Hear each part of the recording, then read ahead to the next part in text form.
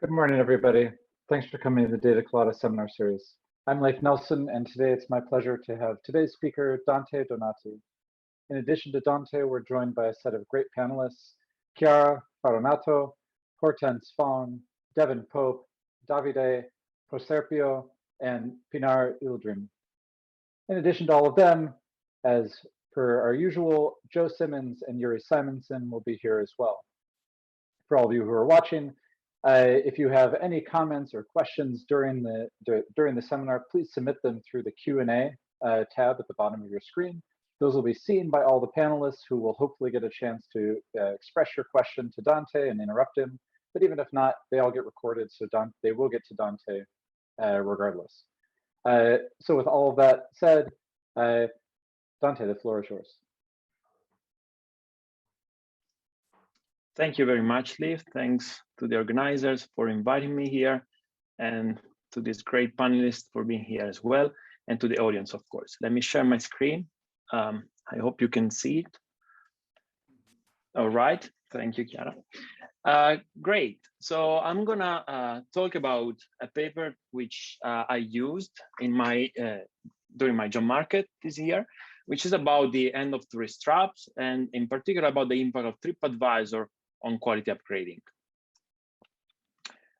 Online marketplaces like eBay, Airbnb, and Etsy are one of the greatest success stories of the digital era. Their main goal is to facilitate matching between demand and supply. There is consensus among scholars that the key to their success is the reputation system. For instance, online word of mouth from users that previously purchased the good or service informs future users, and thus alleviates the asymmetric information that exists between demand and supply, and therefore allows these markets to operate. Informing or providing information to consumers is also the main goal of review platforms like TripAdvisor and Yelp. These platforms, differently from the other marketplaces that I previously mentioned, they enter markets which are already existing, which are nevertheless similarly affected by information frictions. In fact, restaurant meals are a typical example of experience goods, which means that their quality can only be assessed after the purchase and not before. So as a consequence, because of this type of asymmetric information, the equilibrium quality levels tend to be lower than the optimal case with perfect information. Repeat purchases or brand reputation only offer a partial solutions to consumers to avoid being ripped off, especially in tourist venues, where most purchases are one time. So it is therefore crucial to understand the role that review platforms play in the firm's decisions over product quality, as well as in the industry composition in the markets of experience goods. There are theoretical reasons why review platform should have consumers to make more informed decisions, and therefore also have a potential to impact firms' decisions on product quality. However, there is limited information, limited evidence on this topic, mainly because of two limitations. On the one hand, the provision of information is usually a firm's decisions, which means that it's difficult to assess its causal effect on other firms' decisions, right? So we have an identification problem. On the other hand, there is a data problem, which comes from the fact that data on quality are usually difficult to get, and especially the offline proxies. So literature usually uses online proxies, which are not fully informative of the offline behavior of firms. Dante, in this paper, yes, please. It is not true that firms decide to be on the review platforms, right? I mean, for example, on TripAdvisor, hotels can appear independently of whether hotels want to be on TripAdvisor, right? Exactly. So it might be the case. Exactly. So in TripAdvisor, you can be listed by the manager. So the manager listed the restaurant, or it's discretion of the consumers. But still, the fact that consumers access information, per se might be kind of subject, let's say, correlated with something else in the error. So identification problem might still be true there. So in general, what you would like to have is some exogenous shock that that gives information to consumers and is kind of correlated with anything that restaurants can do about it. And let me and later I'll try to explain what I use in this example. But yeah, thanks. So in this paper, I'm trying to address these two problems. And first of all, I start building a model, theoretical models, where there are consumers that search for different qualities, and there is endogenous selection into production, and the firms endogenously decide the quality of their products. And then I'm going to test the predictions of these models using a quite unique setting. I will exploit a sample of about 6,000 restaurants in the province of Rome, and I will rely on a natural experiment that happens that is given by the abolition of roaming charges within the European Union, which basically reduced, actually abolished the cost to access information online only for a fraction of the clientele, for tourists, for European tourists. And then I will use a novel data set that matches information from TripAdvisor with administrative data on employee records that are maintained at the Social Security Institute in Italy. And I will use all these ingredients in a difference in different strategy, which is going to compare the change over time before after the policy with spatial variation in the exposure to tourist clientele. And thanks to this setting, I will try to estimate the impact of reviews on various outcomes. And particularly, I will look at revenues and employment as a proxy for the total output of the firm. And when I will talk about quality, I will mainly look at the production, the hiring decisions of the firms over the curricula of their employees, as well as the production costs, so the salaries that they pay. And finally, I will try to give you an estimate of the economy-wide effects of these of reviews in Italy. Can I ask you a question, Dante? Yes. About who did you have to bribe to get the restricted use employee records? You just need to be patient and wait probably 1 year to get in the program, and then you have access to this magnificent world of data.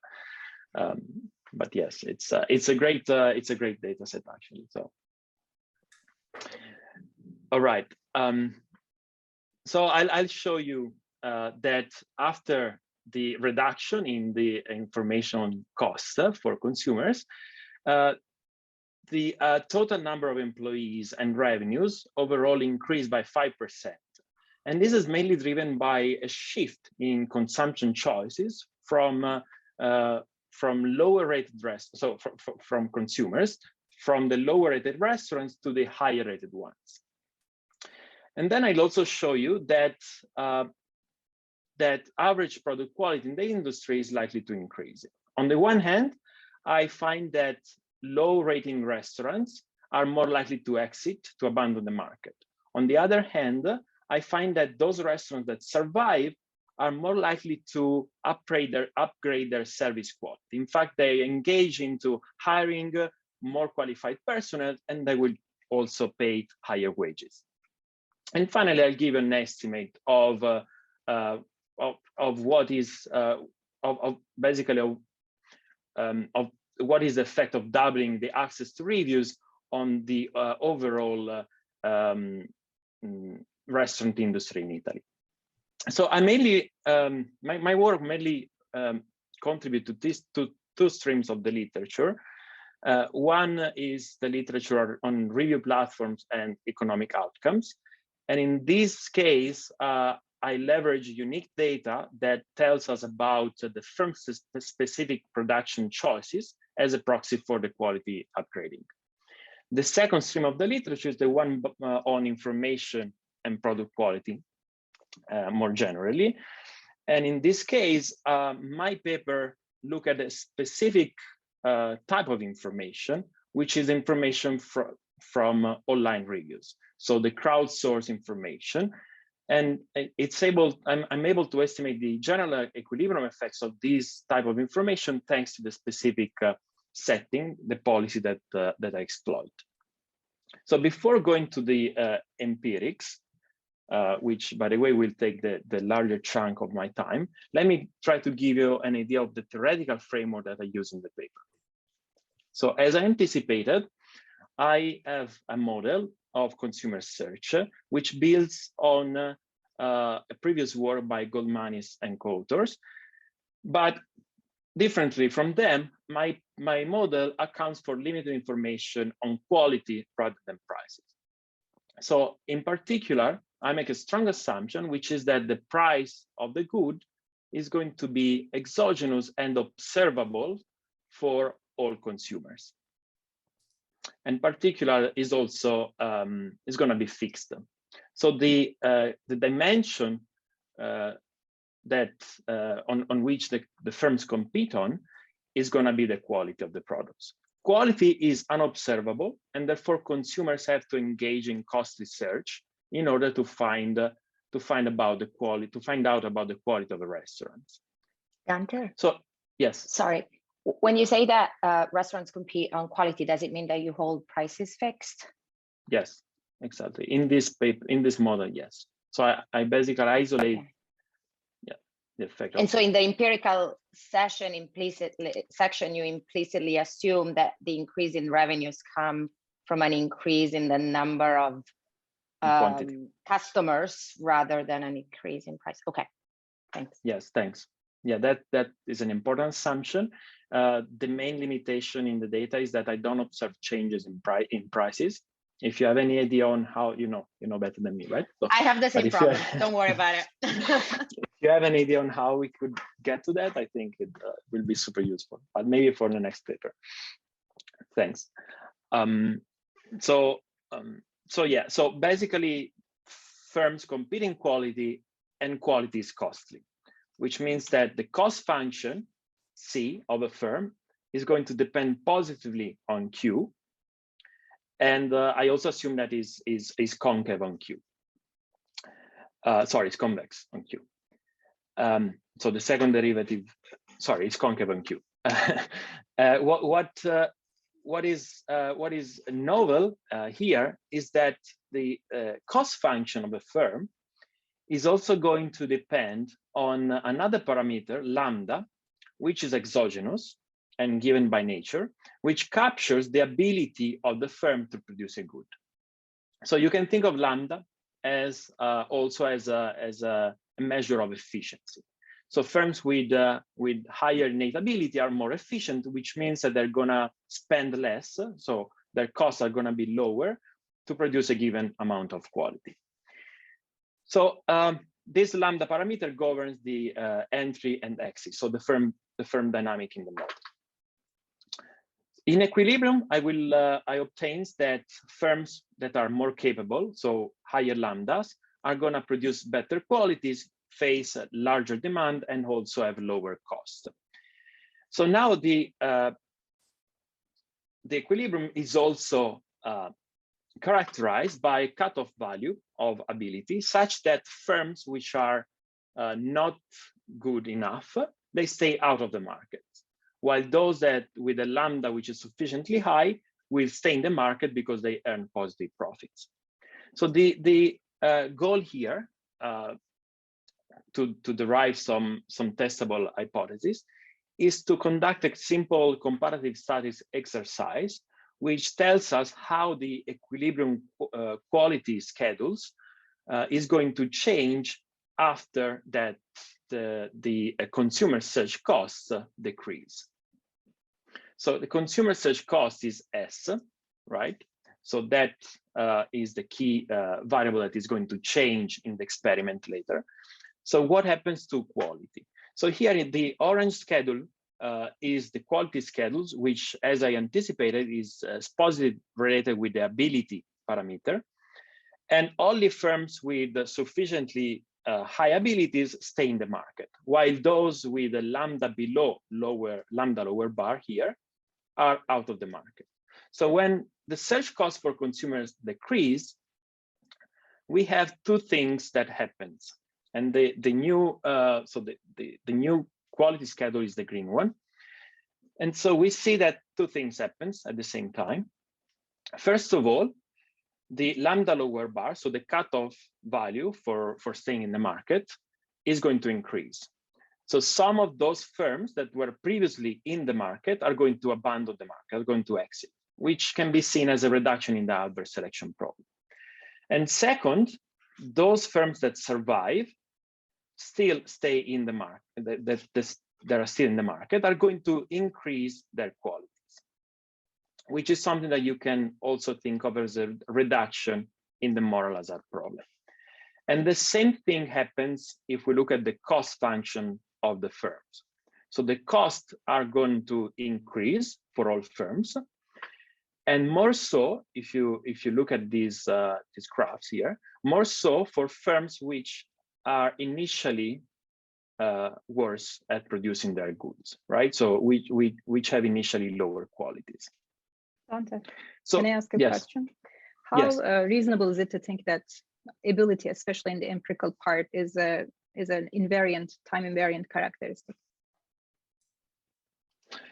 Yeah, so here you can think, so ability for the sake of the model, ability production, right? It's some kind of a production parameter. Yes, it basically belongs to the firm, or you can think of the manager of the firm. While what is going to change in the empirical part is the ability, or let's say the curriculum, so the skills of the employees. I never see ability of the manager in my data, in fact. So it might be true that in fact it changes, right? Of course, because they replace the managers. Actually, I might be able to see this. Thanks, because I might be able to isolate the managerial positions in the firms.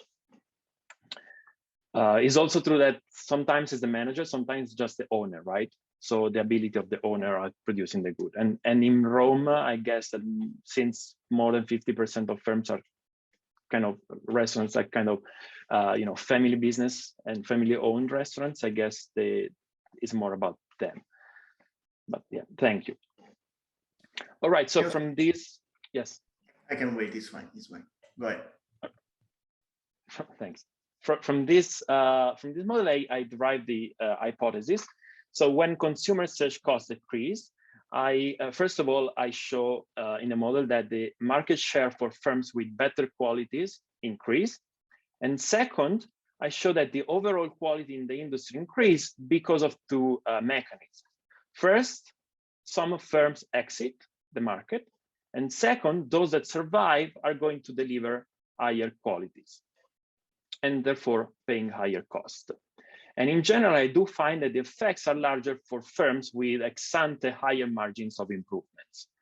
So those firms with ex-ante lower qualities. So I'm going to take this model, this hypothesis to the data. And in particular, I'm going to assume the following, to use the following proxies in the data. So I don't see output directly. So two measures of output at the firm level that I'm going to use in the data are the number of employees as well as the revenues.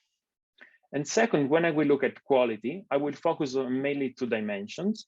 The first dimension is the service quality, which is picked up by the workers' experience and curricula, and therefore also the wages, and a standard measure of online reputation, which is TripAdvisor rating directly. And second, I will look at exit, which is directly captured by the data of firms closure, which I observe in the data. All right. So can I ask a question here too before? Yes. Maybe you can just, if you want to address it later, that's fine too. But reputation, so alluding to some of Davide's work here, since the ratings can be somehow they can be manipulated, right? How much can we trust those ratings to actually reflect quality? If you want to address that later, that's fine. Yes.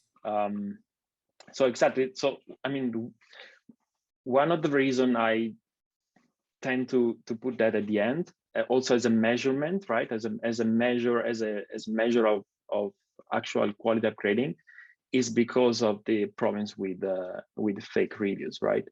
So in fact, that is going to be like the last slide of my presentation usually. So because of these potential issues. So in my paper, I most of the time I will talk about firm side variables that are directly measurable in the administrative data. But yeah, that's a key point. And Davide, if you wanna. Yeah, I mean, I'm not sure it's feasible, but technically, if the policy shock is known by the restaurants, you can look at bouncing, right? If there are an anomalous number of 5-star reviews just after the policy has been introduced, then it may suggest that there are fake reviews, as there are not, right? Well, That's an imperfect test, yes. That's a great idea. I can look at that actually. Thank you. The other thing, Dante, is if you can try, because you're now affiliated with all of the administrative body in Italy, I wonder whether there are other sort of inspector evaluations of restaurants that you can get access to. I mean, a lot of the work on restaurant quality in the US has been based on inspectors' evaluations that may be a little bit more objective than reviews. Thanks. I never thought of trying to ask actually if they have it. I guess that pertains to another institution, right? So it's for sure sanitary health. Yeah, right. And it's probably local as opposed to national. I guess so. So yeah, but yeah, on the one hand, it's true, it might complement the data. On the other hand, it's also true that since there is a lot of evidence on that for the US market, I guess. So you're looking at other data is also a good complement for that. Yes, ideally, I would love to have everything, but I might try to think about this. Thank you. Well, the problem is the matching, as I'm going to talk right now. So, right. Okay, the empirical framework. Let me talk about the data. So I combine data from 3 sources. The first source is TripAdvisor, from which I get information on all listed restaurants in the province of Rome. So for about 12,000 establishments, and I collect the historical records of reviews for about 3 million reviews from 2007 to 2019. So this is the online part of the data, and then the administrative records that come from the Social Security Institute, which are provided under restricted use. And in particular, these data give me access to monthly information on the all firms in Italy, literally, on the date of opening and closure, as well as all the labor market outcomes of these firms. And for a subset of my sample, so for a subsample, I also have access to proprietary data from the Chamber of Commerce, which gave me access to annual information on the revenues and other costs, but mainly on revenues. So I guess if you're familiar with matching this type of sources, it's a pain. So I mainly, the matching procedure follows these steps. Mainly, first of all, I use the name of the firm and the location of the firm to match the 3 sources. For those restaurants which I couldn't match, which I wasn't able to match using name and location, I tried manually. In this case, what I use, I went online manually and I got the pictures of the receipts that people post on Google or TripAdvisor, from which you can get the VAT code, right, that identify the firm. And from the identification of the firm identifier online or on TripAdvisor, you can actually link these the TripAdvisor restaurant with the Social Security record. So overall, I was able to match about 6,000 restaurants, which is about 50% of the total. And the total is the number of restaurants on TripAdvisor or the universe of restaurants in Rome? So the universe is a bit higher. Okay, yes, so this like is how much higher? Just is about 16,000. 16,000. Okay. Yes. Okay. That sounds good. So TripAdvisor was about 80%, covering about 80% of the restaurants. in the province, which is actually, pretty high, right? I guess. Yeah, absolutely. Huge. Yeah. Dante, just a small question about that as well. You say you got 50% of that set. What best characterizes the 50% that's missing? Are they small restaurants or new restaurants or out of the way restaurants? Yes, that's a great question, and I'm actually working on this. So I'm trying to make to prepare a nice table that compares what is in my sample with what is left out. But to be honest, size is not. So I'm finding that size is not very much a critical. So that there is no statistical difference in size between in sample and out sample. But yeah, so I'm actually trying to dig into it if there is any potential source of bias for the generalization of these results. Yeah, thanks. That's a great point. All right, so the reason why I focus on TripAdvisor is because that's the most popular review platform in the European Union. And the idea is to use access to reviews as a proxy for the reduction in the consumer search cost. So the problem is that so there is an identification issue, which comes from the fact that the adoption as well as the use of the platform is endogenous. And so it might be correlated with something in the error term. And therefore, I'm going to exploit a policy change that in the European Union took place in 2017 and has caused an exogenous shock to the cost of accessing mobile internet, so buying mobile data only for European travelers. So if you were, before June 2015, June 15, 2017, if you were a European resident traveling within the European borders outside of your own country, you were charged about 5 cents at least 5 cents per megabit of data on top of what you were paying at home. After the policy, this additional charge was completely abolished. So, and it is important to mention that the legislator didn't want to affect the restaurant industry, right? So the objective was very orthogonal to that. In fact, they wanted to intensify competition among providers.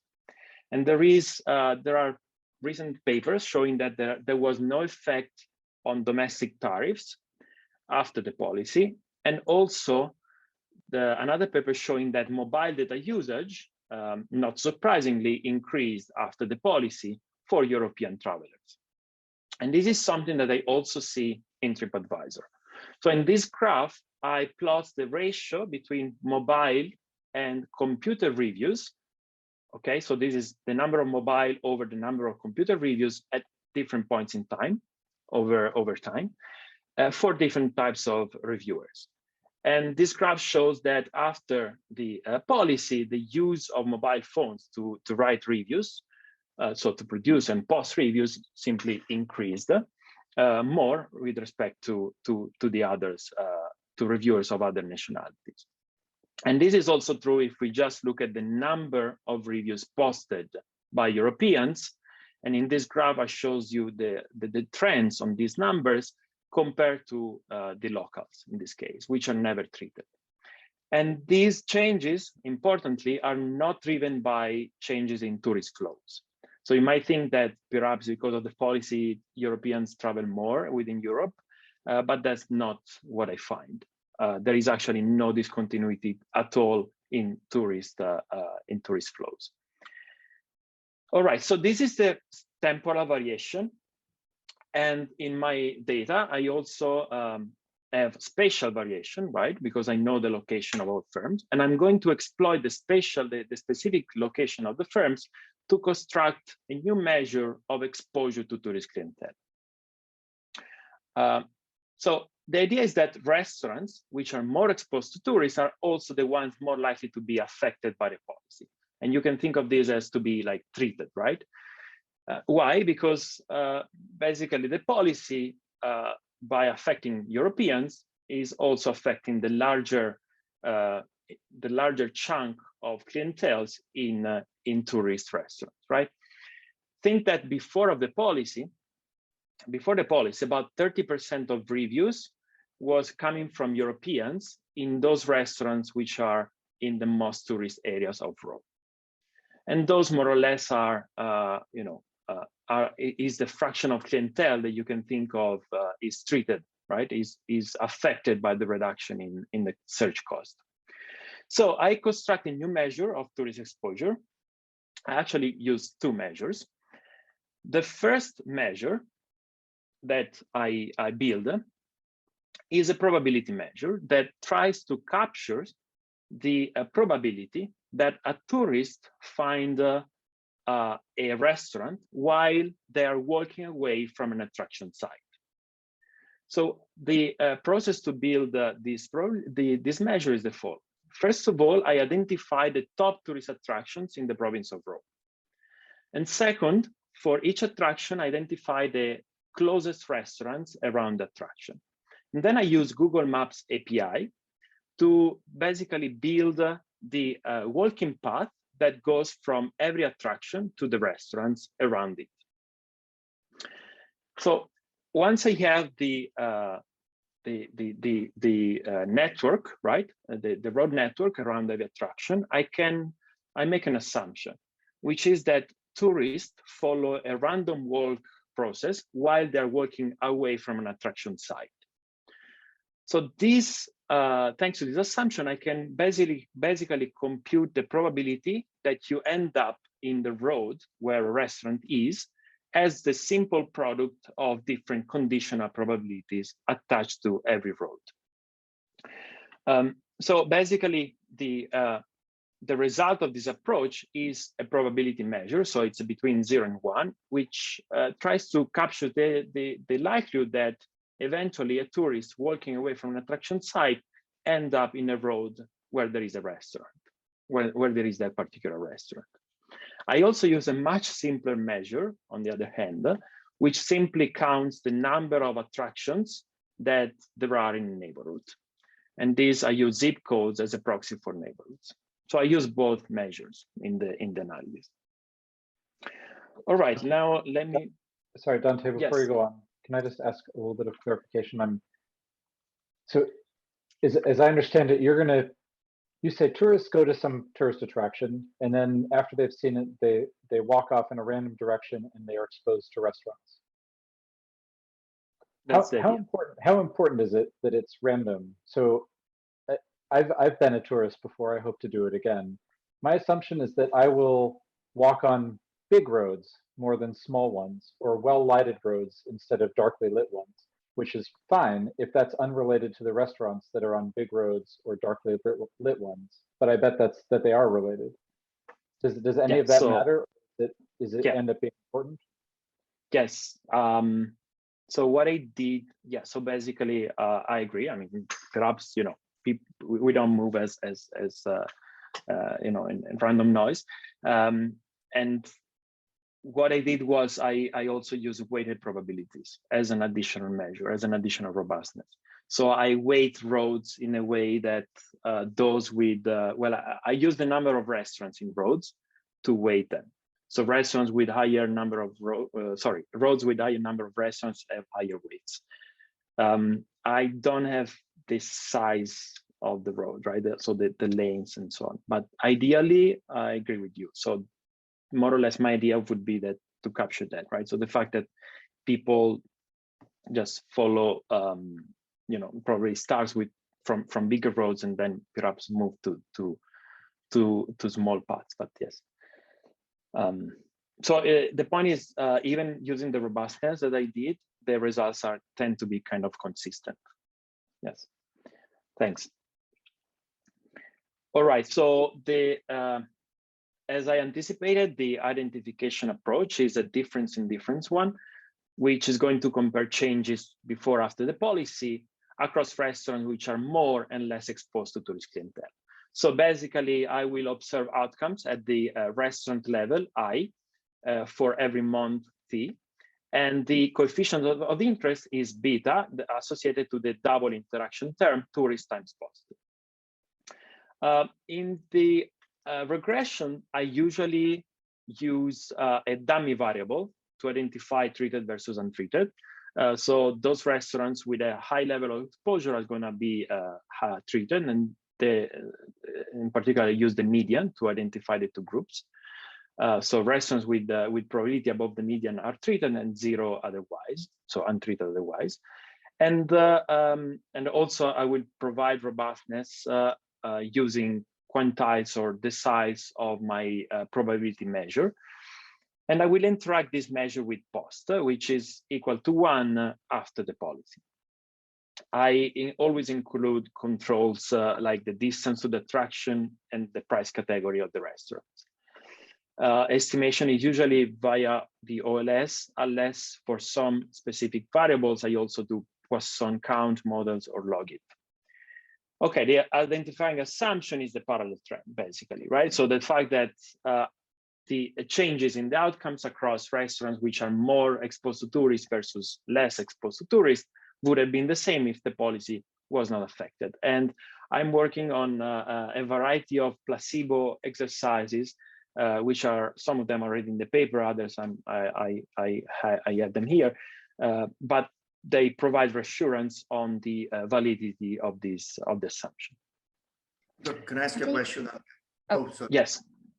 Go ahead. Oh, sorry, go ahead. Oh, okay. I have a quick question here. I was wondering if you could provide some intuition for what the phi captures, because as I was reading a paper, it wasn't too so clear to me. What the, sorry? The phi coefficient here. The interaction, excite post. Right. Excite time. This one. Sorry, these are, okay, thanks. Sorry, these are controlled variables that interact with post, and usually controlled variables are like price, which is time invariant because of the data limitation, also distance. So these are all controlled variables that interact with post in order to include them in the analysis and prevent them to be, basically, since I have restaurant fixed effects, in order to prevent them to be out of the analysis, I include them with post. I interact with them with post. Does it make sense? Mm-hmm. So Thanks. I have a question about these two groups of restaurants, right? Touristy versus not touristy. Tourists don't speak English, so I'm assuming either they rely on the average star rating, right, when they look on TripAdvisor, or they probably read reviews that are written in English or their language, French, whatever. I wonder if this is a problem, because maybe touristy restaurant are those probably that have already more reviews from non-Italian. So these are also the restaurant that the tourists are gonna look more because there are more reviews they can read actually about, right? If it is the case, then demand should be higher for touristy restaurant just because they can get more information from this restaurant than non-touristy restaurant. Make sense? Yes, so you're saying that the consumers' decisions are driven by the number of reviews, that restaurants have already. That are not in right? In the extreme case, you can think about a case where all the non-touristy restaurant, all the reviews are Italian, all the touristy restaurant reviews are in English. And then of course, if I'm a tourist, I'm gonna look more for reviews I can read, which means I'm gonna discard restaurants just because they cannot read reviews in Italian. All right. So the tourist measure, my tourist measure is it's orthogonal, right, to whatever happens in the online real, right, in TripAdvisor. Well, you don't know, right? But I mean the fact that I constructed this way. So one reason why I didn't want to construct it using the share of tourists or reviews by Europeans versus not is because I wanted that to be orthogonal with not orthogonal, but at least not so much dependent on what is going on TripAdvisor. But yes, I agree with you, of course, that of course, I mean, as a validation exercise, I have a graph that shows that the share of course, the share of reviews from tourists is positively correlated with my measure of tourism of tourist exposure. So in my case, in my analysis, I'm not looking. So what I will mainly look at as a signal of quality is the the average rating that it's on TripAdvisor at the time of the policy. Okay, so I'm just looking. So I will discriminate. I will create two groups of restaurants just based on that. Okay. Okay, and I will assume that that's the main signal that consumers get after the policy. So I don't have any other particular sophisticated measure of how. So for instance, European tourists are more likely to read reviews from Europeans and so on.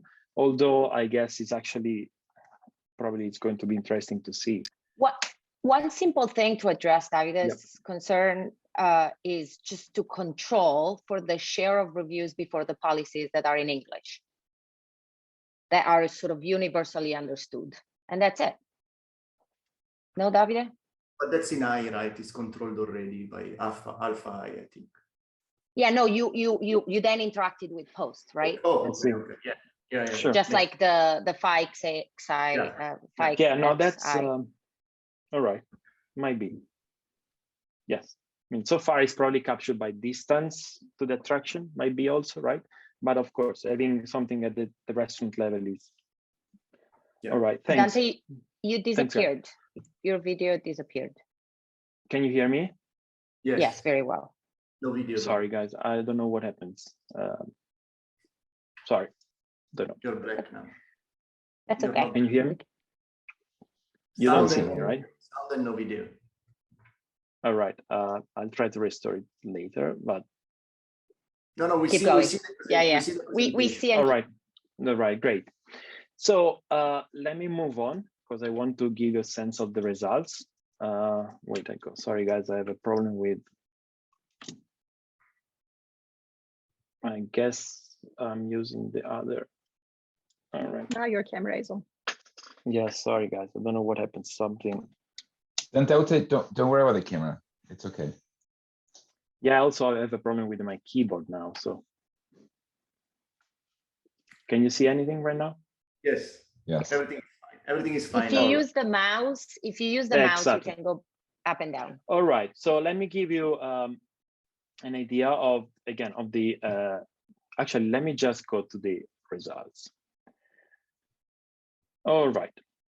So the first set of results I want to talk to you about is just TripAdvisor reviews, right? And particularly, I start focusing on reviews from Europeans.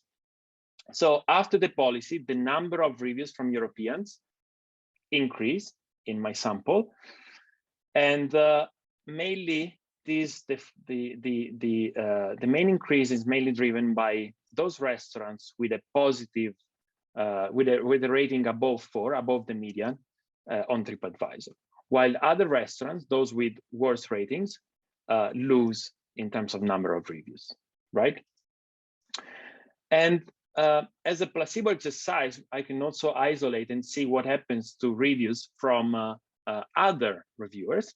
So in columns 4 and 5, I show you that there is basically no effect for Italians, a negative effect for locals, but is not significant.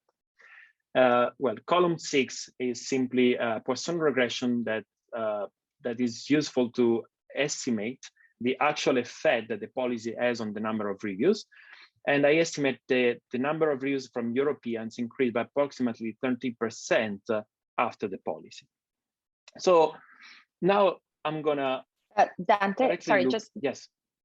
Just so be clear, if you go back to the slide before, so the coefficients that you have there on the first 3 columns, those sort of are not the equilibrium, they are the equilibrium effect, which takes into account the business stealing effect. So it takes into account the fact that you are stealing tourists from the traps to the better restaurants. And so the fear is that if all restaurants were touristy restaurants, we may see a null effect. Like if all restaurants were touristy, they steal travelers from one another, and the net result should be no. Well, I mean, why? I mean, if there is no, if the assumption is that non-tourist restaurants are never treated, are not treated, why should that be the case, right? So there is no reallocation over space. There is a reallocation across better and poorer ratings restaurants, right? You're of course, assuming. I also have some, no, exactly. I also have some evidence that there is a reallocation over space. That might happen, and to study that, I will actually look at changes across different quantiles or the size of my measure of exposure to tourists. I guess let me ask it in a different way, which is, do we expect these informational change to increase the number of people who eat at Roman restaurants? So you say, okay, so is there an aggregate demand? That's yes, effect, right? Is there an aggregate, like instead of buying at the supermarket, do I now exactly go to the so restaurant? that is something that it might happen, right? So because there is information, you are willing to risk more and go, you spend some extra dollar in a restaurant because you know the quality, the expected quality, and so you don't buy at the supermarket. So that's what might happen. So there is an aggregate demand effect.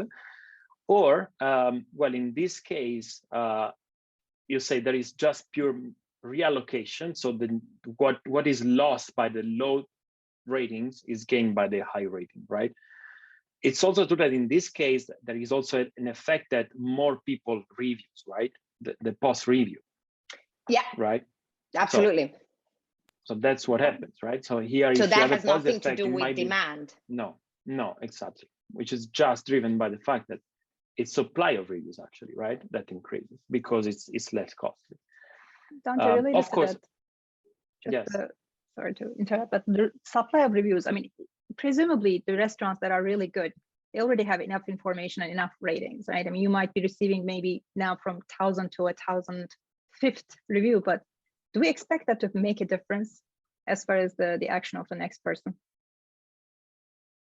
Even though you have an increase for the higher quality, does the higher number of reviews necessarily need to translate into more business?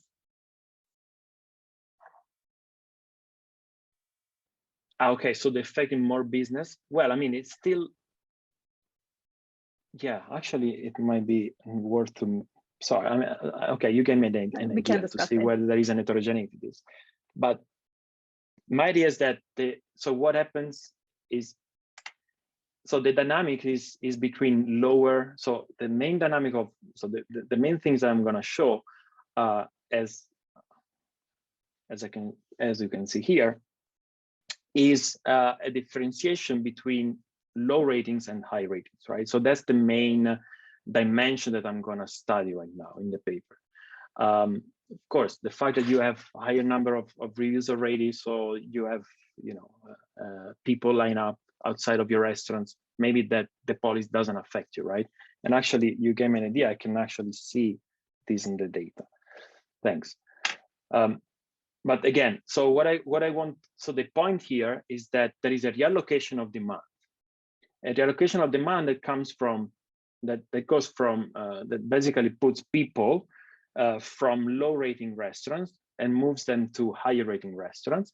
And therefore, as a consequence of this reallocation, high rating restaurants are just simply increase their output and therefore employing more employees, right? So I estimate that after the policy, restaurants with higher ratings improve their total employment by approximately 7%. And I also estimate that there is an overall positive impact of approximately 5%.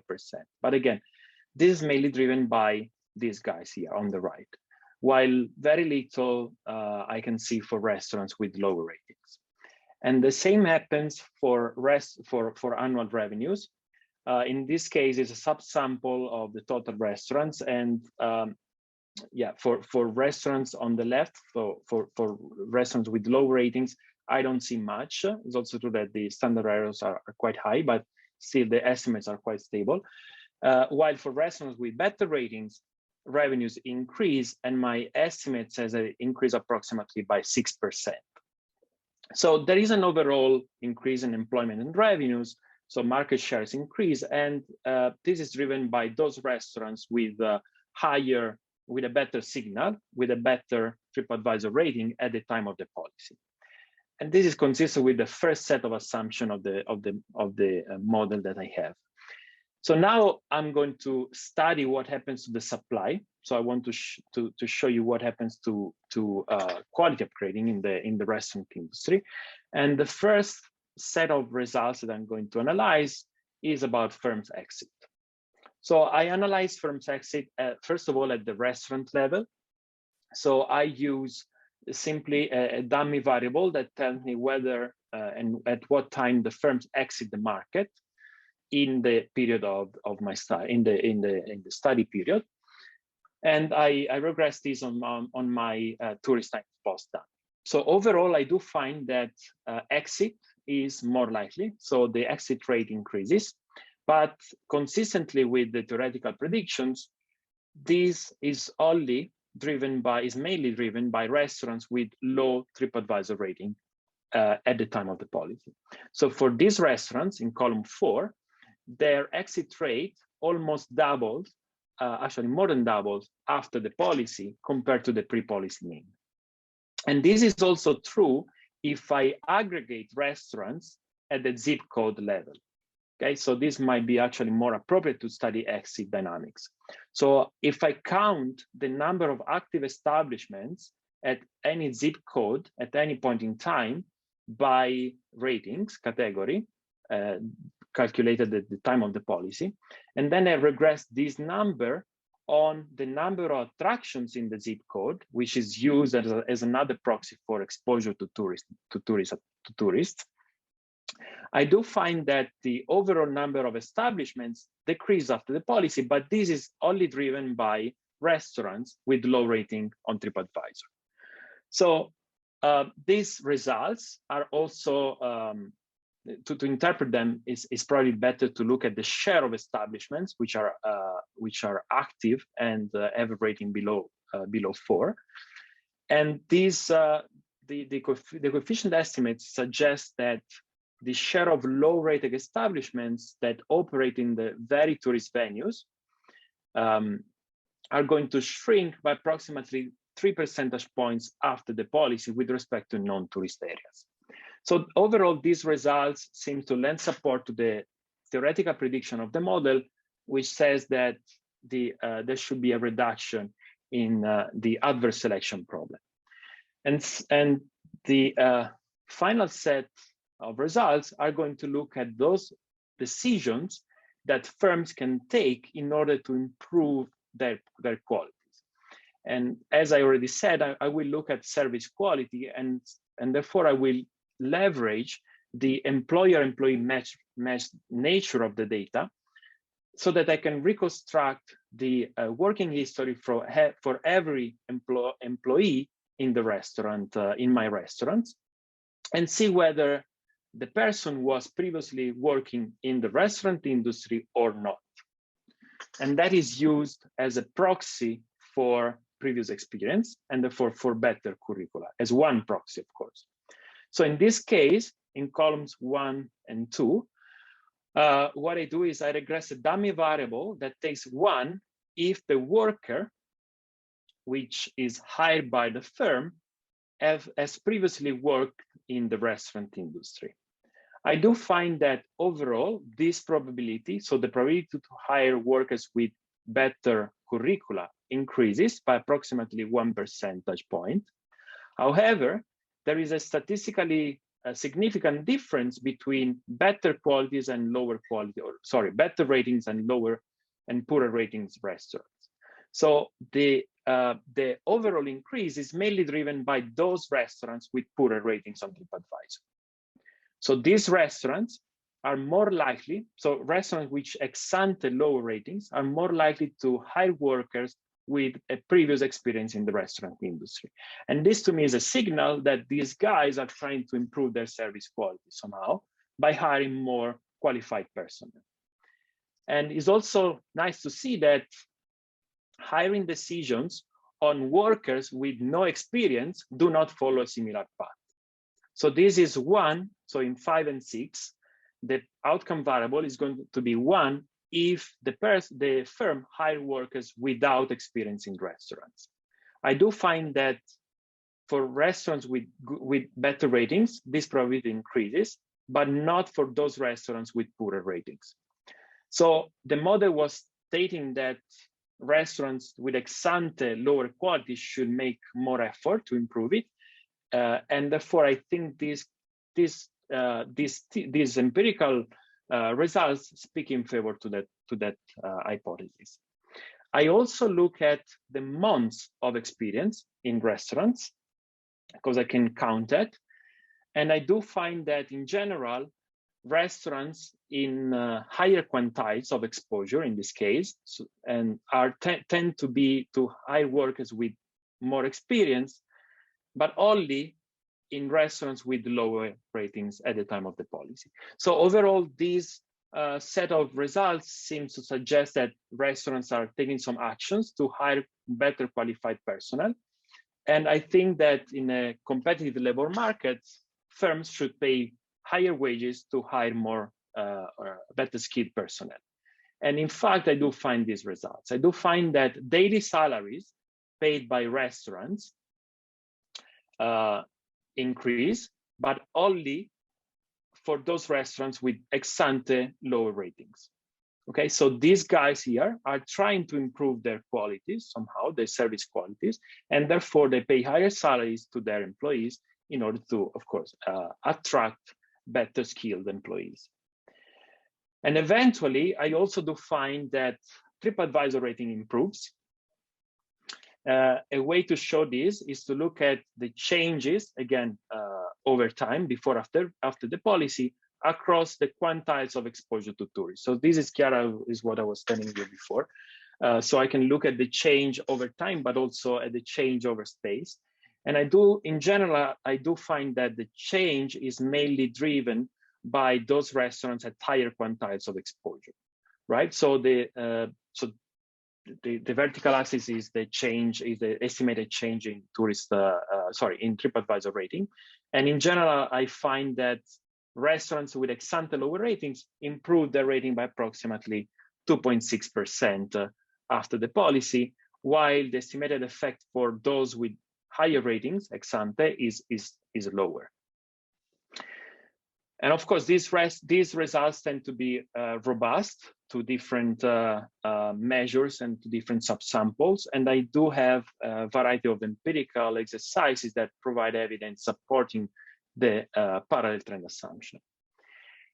For the sake of time, I'm going to skip the economy-wide interpretation of these results, and I just draw the conclusion. So in this paper, I'm trying to convince you that review platforms are, and therefore the type of information, of crowdsourced information contained in review platform can be a complement to conventional programs that are aimed at informing consumers and also affecting firms' decisions on product quality. In this paper, I show that consumers learn through reviews, and therefore they reallocate their demand from worse producers to better producers. And therefore, as a consequence of this, producers' incentives to improve, to upgrade quality are affected. The overall effect on the quality is driven by, on the one hand, by firms that exit, by low quality firms that exit the market. And on the other hand, by those firms that survive, trying to improve the service quality and paying by hiring better qualified personnel and paying higher salaries.